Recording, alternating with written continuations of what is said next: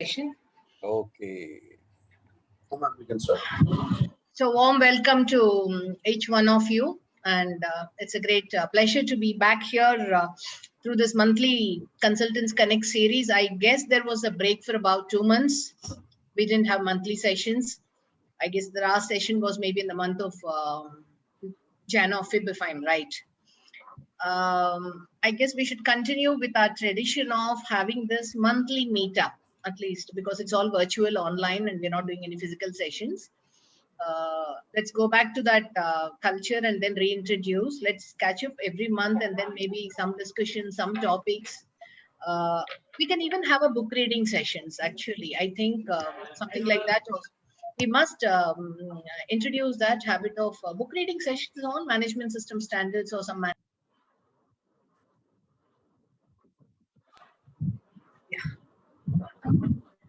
So it is a great pleasure to have Mr. Ramesh Grover and Mr. Sachin Grover and the father and son duo we call. It's a great pleasure to have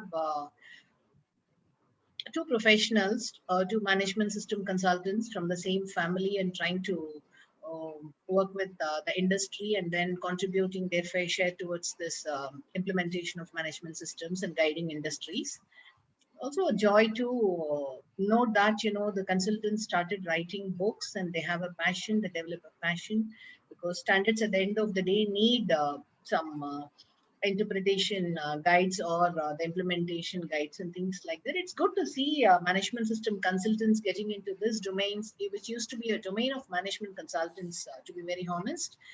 And we wish more and more consultants come forward and write more books. Maybe towards the end of the session, we can have a small book reading session on their the book that they are launching now. So the session is actually about integrated management systems, where there is integration between quality standard and then environmental, occupational health and safety. All these three standards with an integration to energy management system. So how do businesses implement EnMS by integrating all these four standards? Let us listen to Mr. Ramesh Grover and Mr. Sachin Grover, and let us see what they've got to say about this. So we welcome you once again to today's session, and over to Mr. Srikantan taking forward that session. Thank you. Thank you, ma'am, for the welcome address. Let me introduce the speakers of today. Mr. Ramesh C. Grover is the founder director of India's leading consultancy company, Quality Growth Services Private Limited, Delhi, established in the year 1994. Mr. Ramesh Grover is a chemical engineer from IIT Delhi. And he is a certified OSHA and NEBOSH certified practitioner. He has more than 35 years of experience in the field of management system consulting, training and auditing. He's a lead auditor for 14,000, 45,000, and also is registered with NBQP for energy management, which is 50,001. So he has assisted more than 3,000 organizations in more than 20 countries for implementation of and certification of various management systems. He is a faculty also for various courses on all these topics, and also behavior-based. His son, Mr. Sachin Grover, is a mechanical engineer from PES Institute of Technology, Bangalore. And he's a country head of ASR Certification Services Private Limited. He's also a qualified yield auditor for 9,000, 14,000, 45,000, and 50,000. He has an experience of more than 3,500 mandates in auditing for various management systems. He has been certified many well-known brands of automotive, engineering, electrical and electronics, and chemical industries for all these certifications. So I welcome all of you for this program, and I hand it over to Mr. Ramesh and Sachin Grover. Thank you. Thank you, sir. Welcome everybody on the webinar on book launch for the implementation of the integrated management system for quality, environment, occupational health and safety, and energy management system. The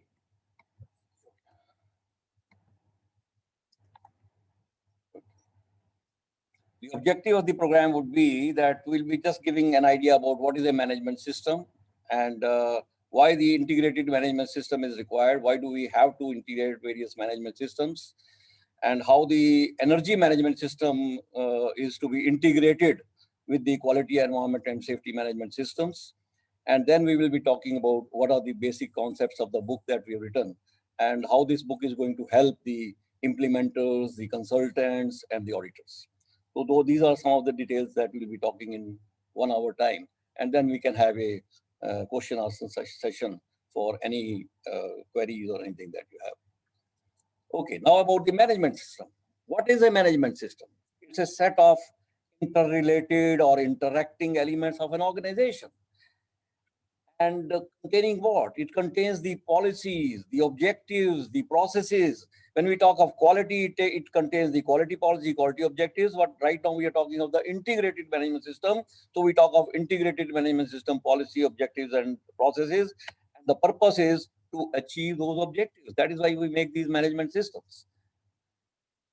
Now, when we talk of integrated management system, I tell you, when we started in the consultancy that was started in 1994, this organization, Quality Growth Services Private Limited, that time we had only ISO 9001. In 1996, ISO 14001 was published. And when we used to go for the audit, people, we found that they are so confused. When we ask for a document, they are asking us, you want the document of the business process that we are doing, or you want for ISO 9001, or you want for 14001. A lot of confusion. So then in 98, that was the first time when we started implementing the integrated management system. So that one we started for the QMS and EMS. And then later on, when OHSAS 18001 was published in 1999, then we started EMS and OHSMS. And then we started QMS, EMS, OHSMS. Even all these 4 things that we are talking about, wherein there is a single management system which takes care of the multiple aspects. That means all the 4 aspects that we are talking about, quality, environment, safety, and energy. At least 30 companies through Quality Growth Services, at least 30 companies we have assisted them in an integrated management system. So it really helps the people who are actually implementing these kind of merged systems. It's a single system, and they are enjoying it, and it becomes so easy for them to understand, so easy for them to implement the system. Rather than having so many systems one after the other, they have to think about it. A lot of confusion it creates. And fortunately, ISO IEC, they made a directive in 2013. And in the Annex SL of this directive, they talked about the high-level structure. The idea of the high-level structure when they made was that there are, as I said, there are organizations who are looking for multiple management systems. And that was again creating a lot of confusion. So therefore, they thought that there are identical core texts. There are common terms and definitions of various disciplines, whether you talk of quality, environment, safety, or energy. So there are common terms and definitions, common core text. So therefore, they thought there should be a high-level structure. But the important thing that they did was they added one very, very important thing, context of the organization. We'll just discuss about that. It's a very, very important thing. Okay. Now, you will see here the high-level structure before 2015, before these standards were revised, like 9001 and 14001, they were revised in 2015, and ISO 45001 was published in 2018, and ISO 50001 was also revised in 2018, right? So these 2 standards are in 2018, and these 2 standards are in 2015. Earlier, before that, there were 8 clauses of ISO 9001. And even though we have mentioned 4 clauses under for ISO 14001, 50001, and 45001, but actually there were so many sub clauses, so much of confusion was there. So integration became very difficult. So what they did under high level structure, they said that there are going to be 10 clauses, and the title what you are seeing here will be the title for every standard. Only in ISO 45001, little bit, I've written it in smaller letters, the work participation has been added. Otherwise, all these titles, what you see here, these are the titles given to all the standards, whether it is quality, environment, safety, or energy. So therefore, the integration became easy through that. All the standards have these clauses, as I said. But, as what Dad's mentioning about, integrated or integration, into the management systems is becoming a, important aspect in the last few years, and especially, thanks to the high level structure that we have, common clauses. I personally have experienced, both sides of the table. For 8 years, I have been a consultant with Quality Growth Services, and since last 11 years, I have been doing audits on behalf of American System Registrar. So I have understood the difficulties of the management, of the workers, of the employees, with respect to any new management system when it was introduced to them. Every time the management used to talk about, boss, it's very difficult to implement any new system because more number of documentation will be required. Because at one point of time, ISO had been coined as that if you want to implement ISO, that means load of documents have to be implemented into the organization. But with the help of the integration, we'll see that, in the book also we have explained that, there are a lot of common documentation. We can have a common manual, we can have common procedures because, we have common clauses, 4 to 10 clauses are, common for all the standards. And it's going to be common for, the standards coming further as well. Another benefit that's going to happen, because of the HLS is, for the common documentation for the internal audits. Now we don't have to carry out separate internal audits, for separate standards. We can carry out internal audits jointly. We can have our management review meetings jointly. We can have even your coordinators. I think the biggest one, another big challenge that we have been focusing on with respect to various management systems being implemented into the organization were that, let's say that I'm going for an audit for ISO 9001 or an IATF, and I'm talking about automotive because we have a lot of clients in automotive world. The safety environment, or the energy, or I would say the utilities or maintenance team did not get involved a lot. Their focus was all on quality management system. As mentioned, this is how a typical organization looked like. When I'm talking about an IATF or ISO 9001, okay, please go and talk to the quality department because they are the MR. If you want to talk about EHS, then please go and talk to the health and safety department because they are the ones who are taking care of safety and health and all that stuff. If I have to talk about energy management system, then I have to go to maintenance department. They are basically taking care of that. But if you all have been giving consultancy for such a long time, but now what through integrated management system, what we are trying, and even the management system talks about that the involvement of all the departments is very, very important.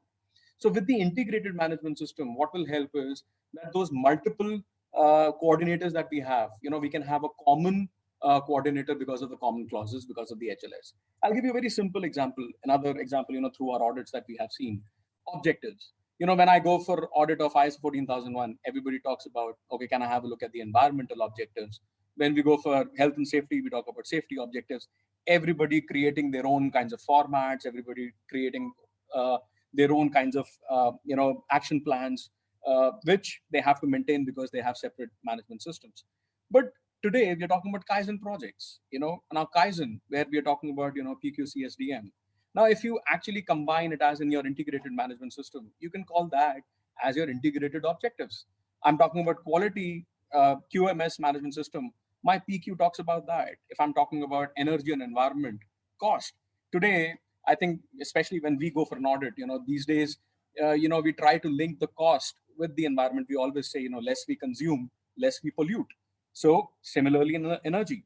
Now, the more consumption is there, definitely, the energy consumption is high, there'll be less profitability in the organization. And that is what the management is also looking at. So with the integrated management system, we are not just helping to control the documentation, but we are also helping, or we are also making the management happy because the management talks the same language, because they want the organization should have one system rather than every department having separate management system being running into the organization. So that's, I think, one of the basic differences with the integration and not no integrations. Now, you see, with that, what has happened is if you look at the standards, these are the 10 clauses which are there. I told you for all the standards, and these are the various sub clauses under those clauses. There are some little bit changes are there, like for example, this consultation and participation of workers. This is a requirement of ISO 45001. Otherwise, all these clauses are similar in all the disciplines. And for ISO 50001, this energy review, energy performance indicators, energy baseline, collection of data. These are some different requirements are there, but otherwise you will find mostly they are same.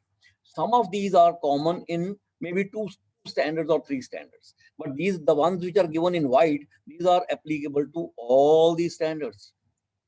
Okay. Now here, out of this, then what we have done is to make you understand in a proper manner. These are the requirements which are common to all, like context of the organization. I will now will explain to you the context of the organization, how looking at the context, we can see all the 4 disciplines. We'll just explain that to you. Okay, needs and expectations of the interested parties, scope, policy statement. Whether you write a quality policy or EnMS policy, policy is a requirement. Target and objective, just now Sachin has explained to you. Communication, training, risk and opportunities, internal audit, management review. These are all common. Even so that way, even the definitions of continual improvement, definition of objective, definition of audit, all these are common. Definition of non-conformity, corrective action, these are all common. So why write those definitions again and again and explaining the requirement of quality, environment, safety, and all that? Okay, so it is found that almost 60% of the requirements are common. So some of the requirements are separate requirements are also there. Like there are some requirements for quality, some requirements for safety, some requirements for environment, some specific requirements, unique requirements for energy. But then there are some other requirements which are common between environment, energy, or between energy and quality. Like that, there are some other common requirements also. But 60% of the requirements are common in all the standards. Okay. And these are some of the unique requirements. Like for example, in ISO 9001, we talk of the quality failures. We have to identify what are the reasons for the quality failures and take some actions to make sure some controls are required. For ISO 14001, we have to do the aspect impact analysis and find out the controls. For 45001 HERA, for 50001 energy review. But look at the things, look at the concept. Concept is the same. We have to find out what are the issues and what are the controls required. That is the basic thing. And then compliance obligations, the legal requirements. So these things are so common. When you talk of, I'll just talk about the design and other things also when we go in the earlier slides. When you talk of participation and consultation, agreed, it is written in ISO 45001 that participation and consultation of workers is required. But tell me one thing, even they are the ones who know maximum about the processes. So if we consult with them about the environmental aspects, about the failures, where problem can happen, if we discuss with them, I think it is always good. About the energy consumption, if we discuss with them, they are the masters of the process that they are every day they are handling. So in a formal way, I agreed. Yes, ISO 45001, it is written there. It is not mentioned in the other standards, but then we have to. It is always good, right? Now, this is the most important new requirement of every standard. We thought this we must talk to you because this will make everything clear. Now, the requirement of this is that we have to determine those external and internal issues, the external and internal factors which are relevant to the purpose and strategic direction and that affect ability to achieve the intended results of the EnMS. What are the intended results? I tell you, when I go and talk to the people, when we go for the consultancy, we find out that most of the people are not even aware what is their vision and mission. They are not aware what is their strategic direction. What do they want? What is their intended outcome of the organization? They are not very clear about it. That is what the standard is talking about. And when talking about the external and internal issues, they have given in, if you go to the annexure A41 of any standard, they are talking about this, that external context when you're looking for, look for the legal issues, technological issues, competitive, competition, market, cultural, social, economic environment, and for the internal context, look for the values, culture of the organization, how much knowledge people have about the subject, and the performance of the organization. It is so important, and this is applicable to all the standards. It is not that it is applicable only to the quality standard or the environment standard. It is applicable to all the 4 standards, including the energy management system. Now, this is what we are trying to tell you, that once we are talking of the context of the organization, the vision, mission of the organization, and that will give us the strategic direction, and that will tell us what is the purpose of the organization. So for this, in order to find out what are the that internal and external issues which affect our ability to achieve this intended outcome, we have to identify these factors. These are the external factors, these are the internal factors, as I showed you just now. Now, just to explain this so that everything is clear to everybody, let me give you take you to America in our Kennedy, John, what was his name? Kennedy in 1961. He was giving a speech, and in the speech he said that I want that America should be the first country to land on the moon. Now, so this once the president of the country has said that, it becomes the goal of the organization. It becomes the intended outcome of the organization. It became the goal for that country. Now, what is to be done now? They try to find out the external issues. So first thing that they try to find out is who is their competitor, who will affect their ability to become first to land on the moon, right? So now they started looking for this. They found that yes, Russia is there, and Russia has got more technology. They have got more competence. Why? Because Yuri Gagarin, they had already sent Yuri Gagarin to the space station in 1961. Before President Kennedy said this in the speech, he had already gone there. So they found that they have got more knowledge. Internal issues, they have got more knowledge. Their performance is very good. They have already sent it. But whereas America was able to send some satellites to the space station, but unmanned. Okay. Then now they have to find out what are the factors which would affect their ability. They found that the biggest issue is the political issue. The president was from the Democrat party. Okay. Russia has a opportunity here because Russia is a communist country. Whatever the government says, everybody will have to accept it. Whereas they are a democratic country. If a Democrat has suggested something, the Republicans would not accept it. Then money, they will say, economy is a big problem. Money, the Republicans will say, why should we spend money unnecessarily? Why do we have to go there? And then they also found out that they don't have the technology. That much technology is not there. That much competence is not there. And then what they did, they went to NASA. NASA was formed in 1956. It was already there. And then NASA made their policy and their objectives. They made their policy and their objectives based on that goal, this is what is required in your organizations also. In every organization where you are working, you have to make sure that their objectives, their policy should be based on the goal of the organization. Okay, and then NASA, they started working on it. They made all their objectives and policy in that they want to reach the moon. They want to be first to reach the moon, and based on that, all the policy, targets, funds, framework, everything was made. And finally, in 1969, Neil Armstrong was the first person to land on the moon. So friends, why I told you this story, there is a reason. What I want you to is that you should start thinking like this in the organizations where you are working. That what is the vision of the organization? What is the mission of the organization? What is the strategic direction of the organization? And then think about it. Like now, let me talk to you about the organization. The vision, the vision of the organization is, they say we want to become best in class, or we want to become a world-class company. It is written like this only. If you look at the vision, these are the words they're normally right. We want to become world-class, we want to become best in class. Okay, they want to become best in class. So what will they do? They will try to find out what are their competitors doing. And the competitor, whatever he's giving, so that the customer gets delighted. I'm now talking of ISO 9001.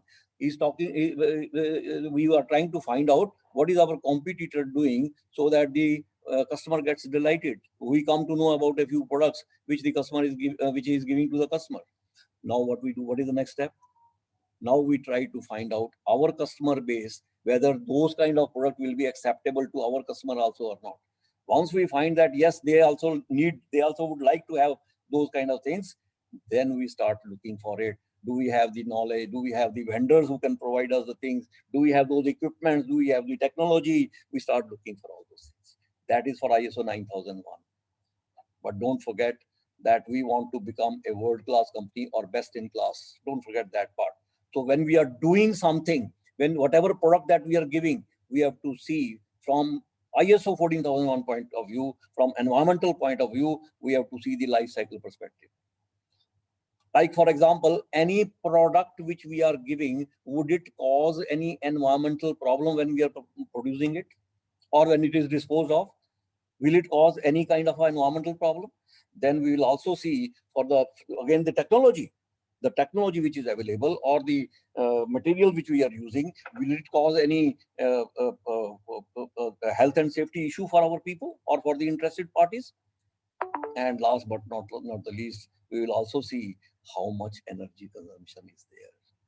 Because if the energy consumption is high, then what is to be done? We have to make arrangement for that. We have to find the controls for that. And if the energy consumption is high, we also have to think about the energy performance improvement, right? Because energy, the type of energy, maybe, okay, electricity is available, but there are other types of energy also. Fuel, some fuel is required there and it is not available. Then what will you do? So like that, we have to see, these are the internal and external issues which we have to see what should be done about that. Whether it is for environment, whether it is for safety, for energy, for quality, whatever you are talking about. This is very important. Okay, so these are the contextual issues that we have to think about. This is a very important clause. I think they have done a very good thing by including this clause in every standard. So very nicely they have written there, but the only thing is it has to be understood what they are looking for, what they want. If that is not clear, then we will not be able to go further. See, as what Dad has just explained about, context of the organization, clause number 4. So, just to give you, so this was just a, a feel that he wanted to tell, all of you, what our book talks about. So this is the kind of, a detailed understanding, that we are providing in our book, that what organizations have to do, how organizations can implement, each and every clause of the standard. We have provided examples into that, and not just about what organization has to do. We've also added on to, the concept of what auditors have to look for, in the entire scheme of things, so that it becomes, like I being an auditor, I always respect, the amount of work, that the consultant puts into, preparing an organization, for any management system implementation. Sometimes, when I started as an auditor after being a consultant for so many years, I always used to tell my clients, I think you are paying more to an auditor. On the other side, you should be paying more to the consultant, because they are the ones who create or give you a platform. They are making that management system for you and giving you a platform. So through this book, we are trying to explain it, to the organization, to the consultants, that what all can we implement, into the organization. Like, he's talked about clause number 4 into that. These are the examples, he's talking about the Kennedy example, or he's talking about the example on an industry, when we start with a vision and mission. So we have given these kind of examples into our, in the book, for each and every clause. and specifically, we have added on the energy management system. I think probably this is probably the first book in the world, which talks about integration of management system with energy as part of it. People have written books on 914 or 914 and 45, but I think this is the first time, that we have written a book where we are integrating energy management system at the same time as the other standards of quality, environment, safety. And again, thanks to the high level structure, because now the clause structure is same. Now, just to give you, or just to add on to, what our book will talk about, we are just trying to, make the implementers or the auditors or the consultants to have a change in their mindset. We don't want, when a consultant enters into a organization, or somebody who wants to implement in the company is implementing a management system into the companies, is just focusing on one standard at a time. So what we have done is, just to give you an example, let's say, for an example, this is a typical life cycle stage of a organization, wherein starting with a design process, after designing, we go into the purchase of raw materials, have more human resource, get people on board, uh, production happens, then before the dispatch, the stores process, and then we have, the subsequent process of maintenance and quality, which ensures, the entire life cycle. So we'll not be talking about all the processes at the moment. I'll just talk about a couple of, or I think three processes, just to tell you that what our book will be talking about, and how our book will make you think, about all the four standards, every time we are discussing about a management system. Like, let's take an example of design. Now, we have this segregated in different colors of different management systems. Blue being, the quality management system, green environment, red safety, and yellow being the energy management system. Now, when we talk about design, when we talk about ISO 9001, we have to ensure that we are meeting the customer requirements. So that means we get the input of design from the customer, or from the market. We design the product based on that. We give an output, and we ensure, and then we get the data, we validate, and all that stuff. It's basically talking about ISO 9001. But today, when we talk about 14,001, we cannot leave away 14,001, because ISO 14,001 environmental management system talks about life cycle perspective as well. Now, in life cycle perspective, design plays a very important role. We have to ensure that the selected raw materials, whatever raw materials that we are purchasing or we are selecting, the production process itself, the logistics process, and the final disposal of our product at the end of the life cycle is not impacting any environmental issues. We have to ensure, that the recyclability or the biodegradability of the product should be there in throughout the life cycle of the product. That's what the life cycle perspective talks about in the environmental management system. Let's say, for an example, I remember, doing a training in one of the OEM companies, wherein we were talking about life cycle perspective in the environmental management system. And while talking about that, they came up, the next time I had gone there, the design head, Ito-san, he's from Honda, he called me and he said, that we've taken a project on life cycle perspective. And I was like, what was the project? He's like, our Honda City car, I'm talking about way back in 2016, 17. He said, our Honda City car at the moment, if you dispose the car probably after 15 years, that's the end of life. Only 54% of the parts are either recyclable or biodegradable. So what are you doing? We have taken a project that by 2024, we will improve from 54% to 72%. So we cannot say that only design aspect is only for 9,000 now. So that's also one of the areas where they have identified in the 14,001. Similarly, for 45,001, we are talking about, now, although it talks about in the procurement, but raw materials and processes that includes technology should not cause any health and safety impact to the workers or to the interested parties, who are working. So we also have to ensure that, or our book will help you identify, that when we are talking about design process, it's not just about quality and environment that we have to look into, because the standard is talking about, but we also have to consider that what will be the impact of health and safety. And that's what we have covered in our book. Similarly, energy consumption. Now, I think this is a management call. I think I believe, as an auditor, because we talk to management, and especially, as a consultant also, we talk to the management all the time. this is the first thing that the management looks at today before ordering any equipment. They want to know what will be the energy consumption pattern. They want to know what will be the impact on the energy, so that it does not impact their energy bills on a monthly basis. So this has become a management call, and that's what, through our book, we are I won't say forcing, but we are trying to explain it, to the implementers, that how you have to combine all the four systems, while doing the design process activity. You can't just think about designing a new product in terms of quality, but all the four.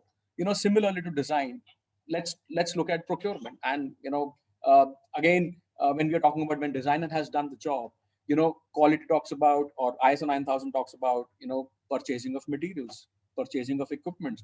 We have to ensure that whatever purchase that we are doing is ensuring, or is leading to consistency in the quality of product or the service that is being supplied to the customer. And that's what 9000 talks about. But procurement, I think it's one of the most important things in terms of environment, health and safety as well, and energy for sure, as we've just spoken about in the design aspect as well. During production, what are the environmental issues? What are the aspects which can have an impact on air, water, land, and the other environmental issues? And what are the controls that we are implementing into the factory or into the organization for reducing that impact? We have to identify that. That's important for us. Similarly, the material and equipment should not have any impact on the health and safety issues for our employees and other interested parties. So whatever material that we are using, so that means whatever is being purchased is not having an impact on the health and safety. And energy, again, the performance of the energy during the use of equipment for operations. That's also very, very important, because again, as I've just mentioning, that this is now, need of the hour.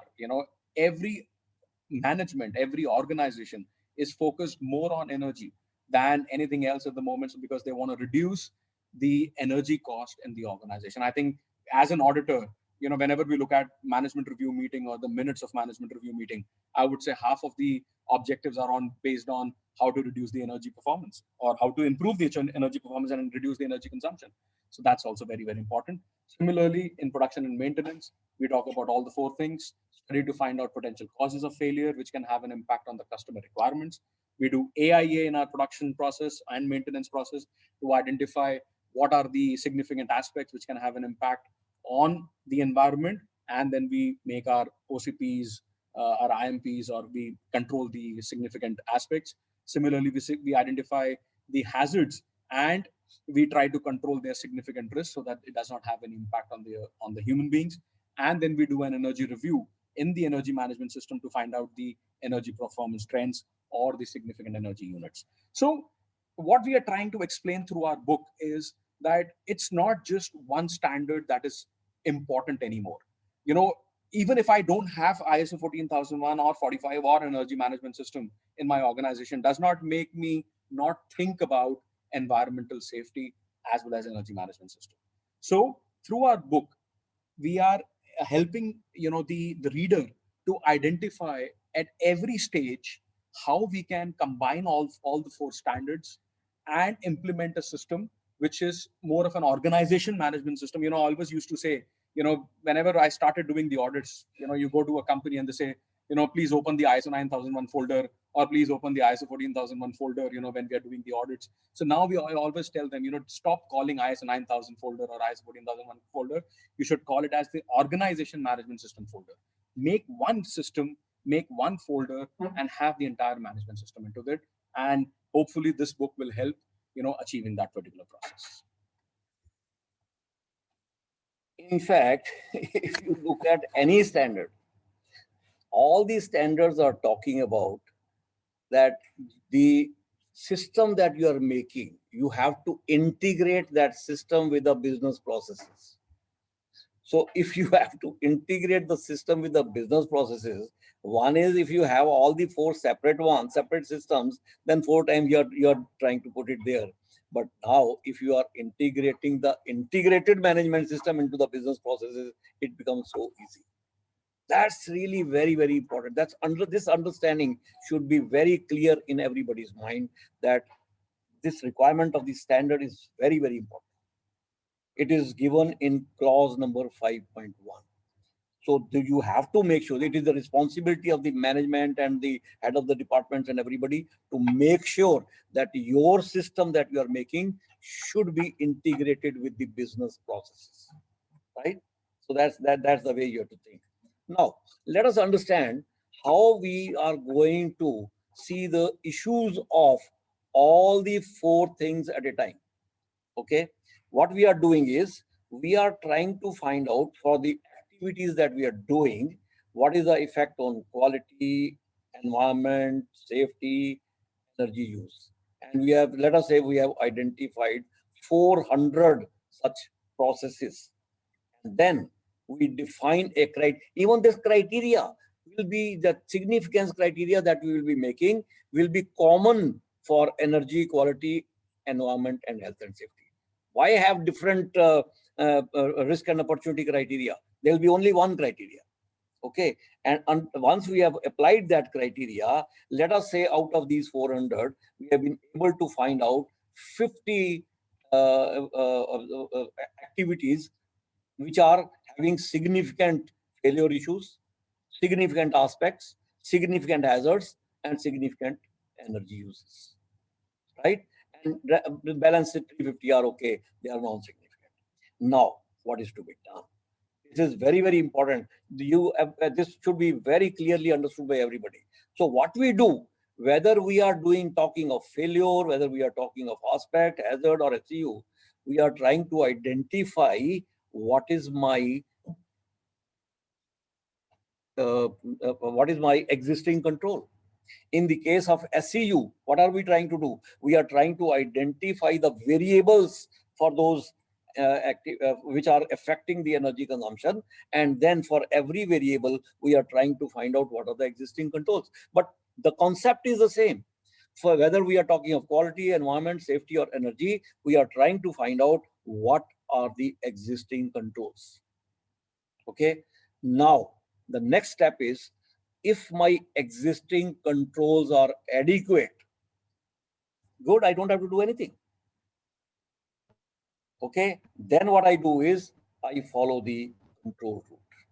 Then I'll follow the control route. What I will do is, whatever those existing controls are there, I will write those on a piece of paper. That becomes my operational control procedure. Some people call it work instruction, some people call it OCP, some people call it SOP, whatever you want to call it. Okay, so we'll prepare our operational control procedures. We give training to the people who are working on those activities. And in case of environment and safety, we prepare the emergency plan also. And then we make a monitoring plan, monitoring and measurement plan, to make sure, if you read clause number 8.1 of any standard, it is so clearly defined there. It says establish the criteria. 8.1a is establish the criteria. 8.1b is implement the criteria. So what is that criteria? The operational controls. And we have written in the form of an OCP so that it is implemented. And third, the 8.1c is that monitor and measure whether, or you evaluate whether the implementation of the criteria is taking place or not. That's what is required. And this, otherwise, let us say my existing controls are not adequate, then what I do is, then I will go to the improvement route. I will decide what further control is required. But before I think about that, any further changes are to be made in my system, I will look at the legal requirements, how much money is required, operational requirements, my own business requirements, whether that technology is available or not, and what are the needs and expectations of my interested parties. I will look at that. And if I find that, yes, with the financial requirements, on his technology is available, and I find that the payback period is good, and the money involved is not much, on that basis, then I will decide the priority.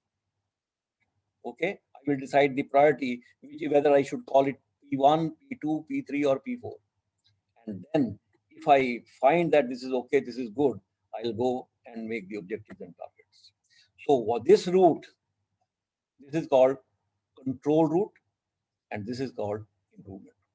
So whenever you have found significant issues, whether it is for quality, environment, safety, energy, then You find out whether the controls are good, they are adequate, they are already being done, then go for this control route. If you find there is a problem, then you go for the, that means further improvement is possible or it is required, then you go for the improvement route and do this. And this is applicable to all these standards.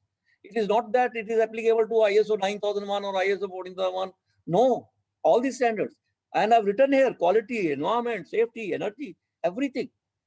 And now what we are trying to tell you is that we will make a common significance criteria. We will have a common operational control procedure, because it will be talking of in the existing controls. We would have written in this, whether it is quality failure or environmental problem or safety problem or energy issue. We have written the existing controls, so I don't have to write it 4 times. I write it on a piece of paper, all those controls, and that is the control I have to. That becomes my criteria for that particular operation or for that particular activity. And I give training to my people that they have to implement this operational control procedure, and then I monitor that. Right? So friends, this is what it is.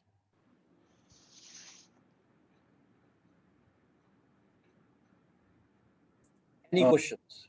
Sir, can I ask the question? Hi, Harinder here, sir. Please, please, please. Sir, when we talk about context of the automation, especially in banking and insurance companies, we are facing issues that most of these industry verticals are using COSO framework and integrating, say, ISMS or energy management or business continuity management risk framework into enterprise risk management becomes challenging, especially in the implementation part, sir. Identification of a risk is very similar, but we do implementation, especially where effectiveness of controls needs to be tested, or then testing of controls needs to be done. This is exactly what we have said, that Right, when sir. we are trying to find out what are the variables, what are the issues, what are the problems, and then we are trying to find out what are the controls. And the standard is so clear. If you read 8.1 of any standard, it is so clear that you have to ensure implementation of the criteria. And that criteria, if you have to change, if you find that the criteria is not okay, it is not adequate, then you have to change it. So whatever the problems are there, continuously you have to see whether that system is effectively working or not. For that you are doing the monitoring and measurement. You do the monitoring, try to find out whether the system sir, is working. My question is not that, sir. My question is, suppose we have defined, say, 5 KPIs, and all 5 KPIs are doing reasonably within the range which has been set for those 5 KPIs. Now, issue is for my COSO compliance, I have to show that I am testing these controls also, despite reasonably good on that. So how to do that part, sir? So my question is relating to that, sir. So for that you have to make a monitoring plan, no? Okay. You have to make a monitoring plan and ensure that the monitoring is done as per the plan. Okay, sir. And my second question is, when we are saying implementation approach about integrated management system, the major challenge, which, because I was your client, you remember me that way. Now I am part of your team. So I have seen that consultants and certifying body are more focused on clauses, but like for a good implementation approach, very few consultants have focused that aspect. Like for any project management, like, say, let's take example of PMP, which say that any project shall be implemented in 5 phases, and look, any management system implementation is one part, and then making it a continual part of your continual process, continual life is another part. So your booth is very good for first part, sir, where you have given an approach. Can you tell us from your experience what all do's and don'ts project managers shall look at while planning implementation of integrated management systems? That's what we are telling you, that against every clause, there are Mhm. two things given. One is what the organization has to do to meet the requirements of this clause. Okay. And from the auditing point of view, what the auditor has to look for. I tell Okay. you why we wrote this book. Let me tell you, first time when we wrote the book, there is a reason for that. See, there are some certification bodies, big certification bodies. They call us for discussion with their auditors whenever any new standard is published or whenever any amendment to a standard is published. And when we went for that, we started discussing with the auditors, and they told us there is no change. He said, it's okay, just slight change in the language. We felt so bad that immediately we thought of writing the book. And that is what we have done. In all the books that we have written, clearly against every clause, we have mentioned what the auditor has to look for. It's very important. You know, the auditor goes there for the audit, he doesn't know what for he's gone there. If you look at the definition of audit, it says systematic, independent, and documented process to evaluate the audit findings objectively. Now, when I say objectively, it has a meaning. I think you know the difference between objectivity and subjectivity, right? So what they do is, because they have not done it systematically, they have not even understood what they want to look for. So they start think whatever they comes to their mind, they start looking for that. Okay. And that brings in the subjectivity part, and therefore the audit is not good. Objective. Okay. So these things are very, very important. Every word of the standard. In fact, when we give this lead auditor courses and give the training on these things, we explain every word. In fact, if you in QGS, what we are doing is, when we are doing the lead auditor courses, even the internal auditor courses, we pick up the standard and we interpret every word of the standard from the consultant's point of view, from the implementation point of view, and from the auditing point. That is very, very important. Every word interpretation is very, very important. If you don't understand that part, then you have just read something and you're doing something without knowing what you have to do. So it becomes the a reason ritual. for writing these books was this only. We wanted that, one, that the implementers, the person who is implementing, the organization which is implementing it, they should be very clear what is to be done. And the auditor who is doing the audit, he should be very clear what he has to do. See, actually, Harmaji, good evening. See, basically, Good evening. you know, your question is why, you know, the book was written. You know, because certification bodies have their own mindset, the consultants also, you know, so this book is basically trying to explain, you know, how we can, you know, club that, you know, integration issues, you know, not just during the first phase of implementation, but to ensure the continual improvement or the continual running of the processes. So we have given, you know, some kind of examples, you know, into the book, you know, which talks about, you know, these kind of aspects as well. It might not talk about ISMS, you know, particularly, because you know, we've not involved ISMS into that. But you know, we have kept it open, you know, in the book, that even if you want to implement just 2 standards, so, or if there is a unique ability of a particular clause in a standard, we have talked it separately, you know, also in our book. You know, just okay, EMS and OSHAs, these 2 things have to be combined. Do this, how to implement it, and this is what an auditor has to look at. So these things also have been incorporated into the book. Thank you. Thank you, sir. Yes. Okay, thank you. Anybody has any other questions? We Yes, do sir, I have have one questions in the chat box also. Yeah, please. Srikanth, I have one question. Yeah. Good evening, Mr. Ramesh Grover. I am Prem Kumar. I am also management system practitioner. Yeah. I have one question. When we're doing IMS for single organization, single location, yes, it is highly possible we can do a lot of value addition to client. We got practice to do this kind of IMS for last 5 to 10 years. Absolutely, we don't have any issues. But when we are going for multi-site, let us say that one organization having more than 5 to 10 warehouse, more than 2 to 3 manufacturing site. When you're going to integrate IMS for this whole 8 sites in a single certification or single IMS, we are facing a lot of issues. Even training program, documentation, we need to plan very elaborate manner. we need to make client to understand what are the requirements, everything. Even some of the places, they don't want to go for EMS because they may have some of the issues on the particular side. They don't want to go for EMS. Other side, they want to go for all other standards. Like this, we are facing a lot of situations. Recently, also I'm facing one small issue with my client, and we are trying to solve that. Can you give your experience or thought in this?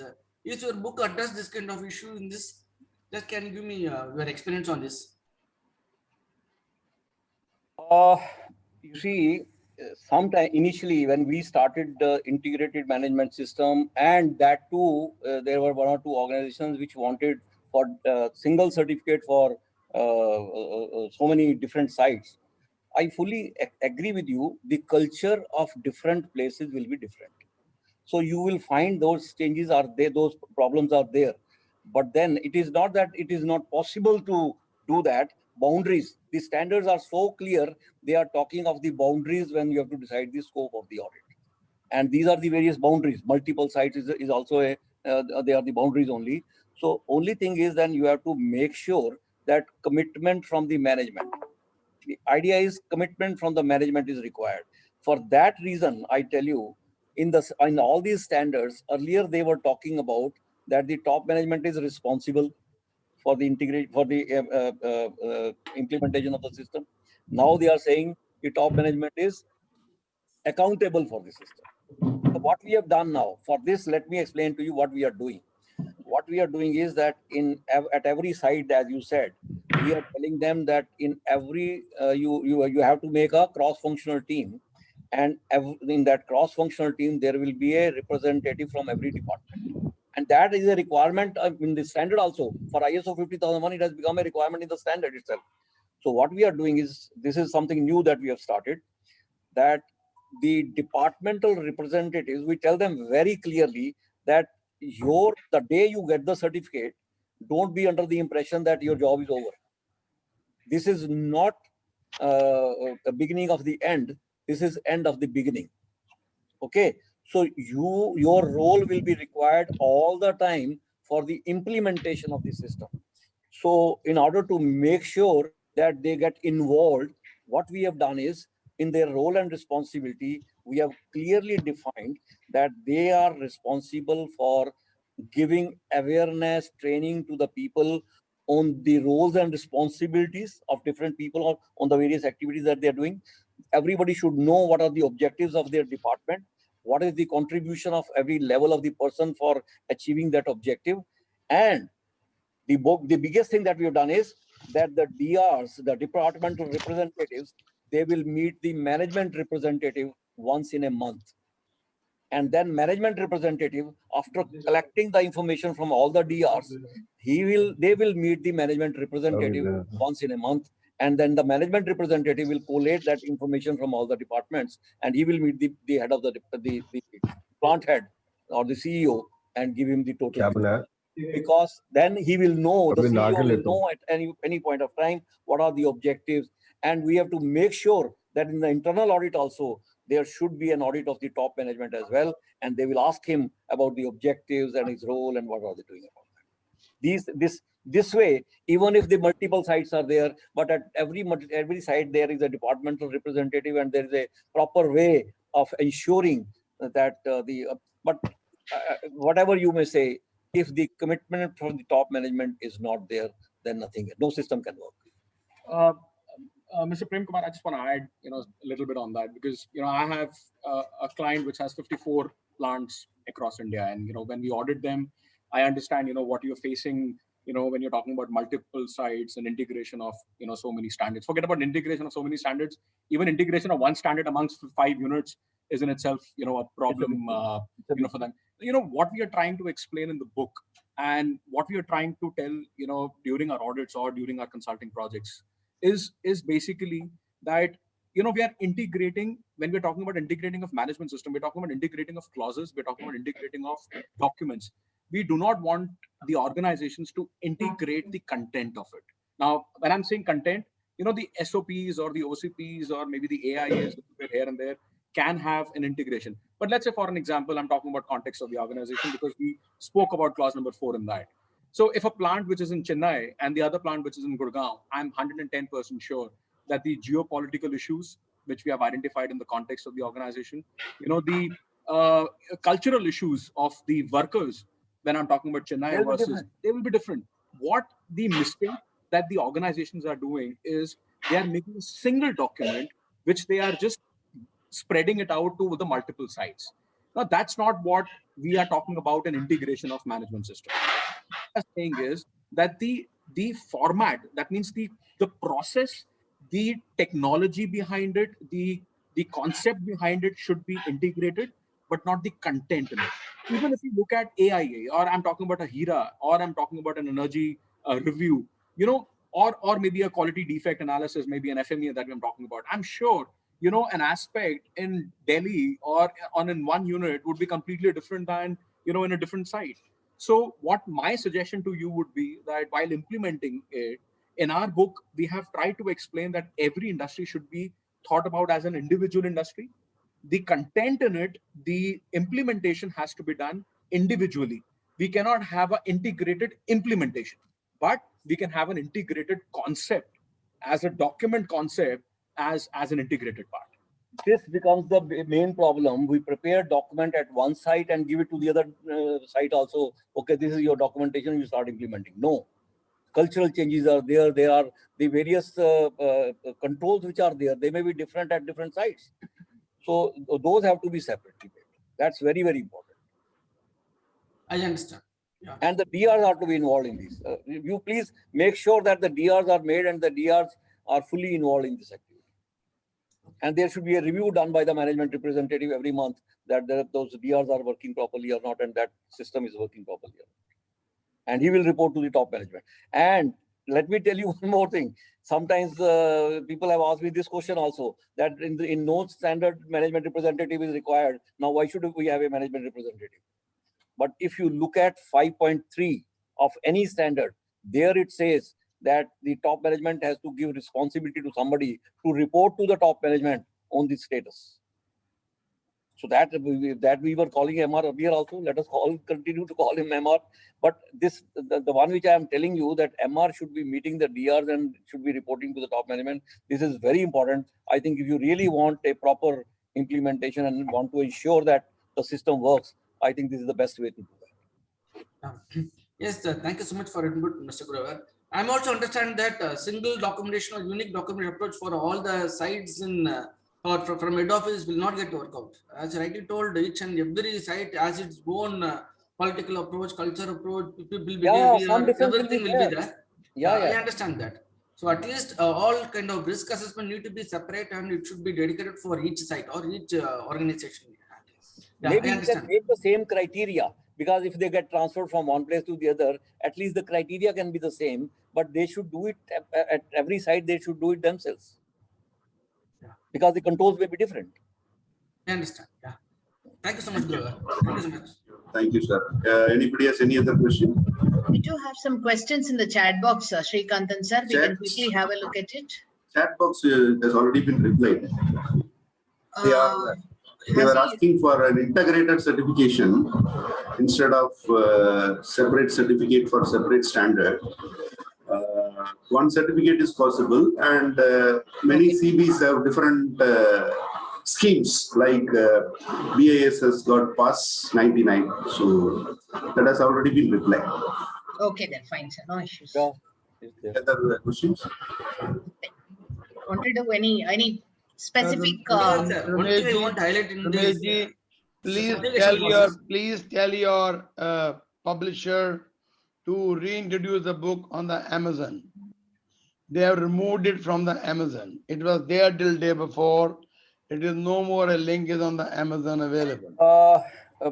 Praveenji, in fact, what has happened is my they have informed me that because of the pandemic, the printing is not being done. So that is the problem. And I have written to many people that I have already purchased some copies. I have got about 35 copies with me. If immediately somebody wants, they can write directly to me and I'll give it to them. Yeah, and I got the private chat from some people that, okay, where is the book on the Amazon? No, I know it is because they told me that nowadays they are not able to print it because of the problem. The production is not there. So but I have got some copies. It'll be back on Amazon from Monday. But even now, if anybody wants to purchase, they can directly contact us. I think Ramaji has sent a message to everybody that on a special cost, it will be available with us. Okay, done. Excellent. What is the cost? Somebody was asking. The earlier books, which the actual cost is 375. Okay. We are giving it for 275. Yeah, I remember I saw that. Actually, I will update it in the CCC blog also. I will update it. And because anyhow, people come and visit it. I've updated the book, but the pricing part, I have not done it. I thought it will be there in Amazon. I will do it. Not an issue. It was 375 plus freight, and we are giving at 275 including freight. Okay. And this new book, it is 459, and they are selling it for 499, Okay. and I'm giving it at 350. Okay. This is the new book. This is the new one. New book. New one. Right. That's not a... Because we thought because it's not available, they said nowadays production is not being done. So I ordered a few copies that they are with me. So if somebody wants, we can immediately send it to them. Good. Thank you. That is it. Also, just a request to the authors, focus on writing management systems for startups. Nobody is doing it. Nobody is addressing it. There is a huge gap because they are shying away from standard certifications. Today, technically, you all know the definition of a startup in India is different. Okay. Right. The MSME definition has undergone a change. Now the startup definition, even 100 crores turnover company is a startup actually. So, but there are really young startups, the young innovators. On one side, you find technology companies also with the same definition under Startup India. But nobody is actually addressing writing something about standards, certifications, the importance of all these things to the startups. And it's a tough task making them understand and accept it. Not about standards, minimum standards. Like let me address this, Jawhari sir's favorite topic, and because now this is a global phenomena.